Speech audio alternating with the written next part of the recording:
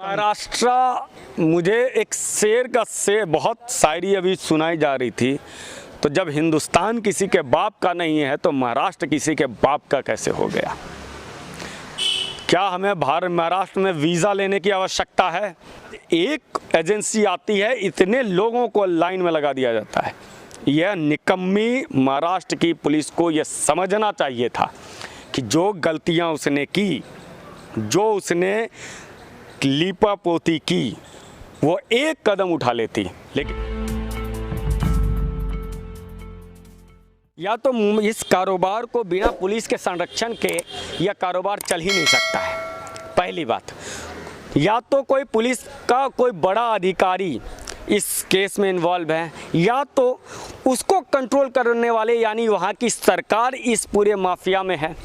क्योंकि बिना संरक्षण के ऐसी कार्रवाई हो ही नहीं सकती है कि महाराष्ट्र पुलिस, मुंबई पुलिस और ये लोग हमेशा से ये रहा है कि ऐसा क्रिएट कर दो, मामले हवा में उछाल दो और उसके बाद दबा दो मामला।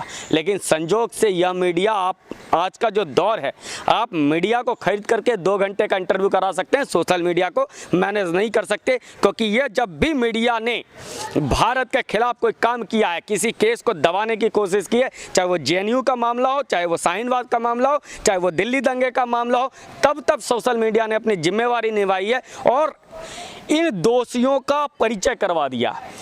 आज एक एजेंसी आती है, इतने लोगों को लाइन में लगा दिया जाता है। यह निकम्मी महाराष्ट्र की पुलिस को यह समझना चाहिए था कि जो गलतियां उसने की, जो उसने लीपापोती की, वो एक कदम उठा लेती। लेकिन वो कर क्या रही है?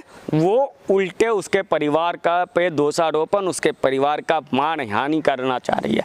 यह इस मुंबई पुलिस के लिए, भविष्य के लिए अच्छा नहीं होगा। और संजय राउत जैसे लोग आज कुछ भी बचा लें, सच्चाई ये है कि जिसे वो बचाना चाहते हैं उसके शिकंजे तक, उसके गिरवान तक CBI, ED और अन्य एजेंसियां पहुंच गई है। ड्रग्स माफिया का अगर नाम सामने आता है, ड्रग्स माफिया का पूरा एंगल और पूरा रैकेट पकड़ा जाता है, तो उद्धव ठाकरे किसको बचाना चाहेंगे? अपनी सरकार को, परिवार को या पार्टी को? संजोग से देखिए कि तीनों ही दांव पे हैं। परिवार का लोग गया तब भी सरकार जाएगी, सरकार गया तो परिवार का लोग भी जाएगा।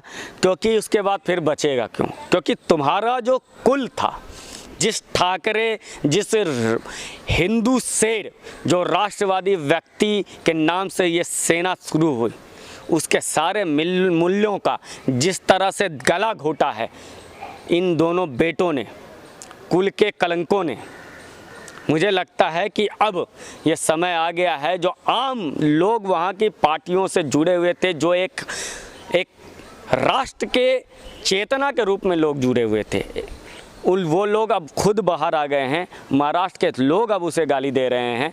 इसलिए अब समय आया है कि मुख्यमंत्री जी को चाहिए कि हाँ, एक बार सफाई हो जाए, मेरी प्रतिष्ठा, मेरे पिता की प्रतिष्ठा बरकरार रहे और वो ऐसे कदम उठा लें जिसकी आवश्यकता है, जो वो नहीं कर रहे हैं। अच्छा, मैं आपसे आखिरी सवाल ये पूछना चाहूँगा, संजय राउत होते कौन हैं जो किसी महिला को, किसी एक्ट्रेस को, कंगना रनौत को, जो कि शुरू से इस पूरे मुद्दे को उठाती आई हैं, उनको धमका रहे हैं कि आपकी महाराष्ट्र में एंट्री बंद कर देंगे, जिसकी वजह से महाराष्ट्र मुझे एक शेर का शेर बहुत शायरी अभी सुनाई जा रही थी।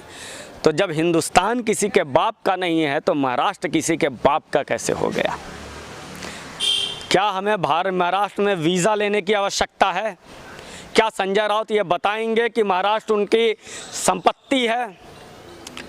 यह मुंबई शहर तुम्हारा नहीं है।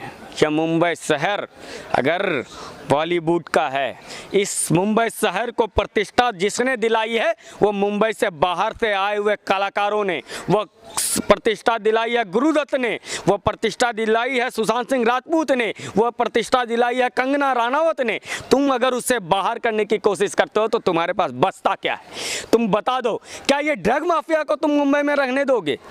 क्या तुम सिर्फ ड्रग माफिया भी इस मुंबई में रहेंगे? क्या सुशांत के हत्यारे इस देश में रहेंगे? क्या सुशांत के दिशा सल्यान के मारने वाले वहां मुंबई में रहेंगे? यह बात स्पष्ट होनी चाहिए और संजय राउत जैसे लोगों को अब समझना चाहिए कि उनकी इस गिदड़ भक्ति से देश नहीं संभलता।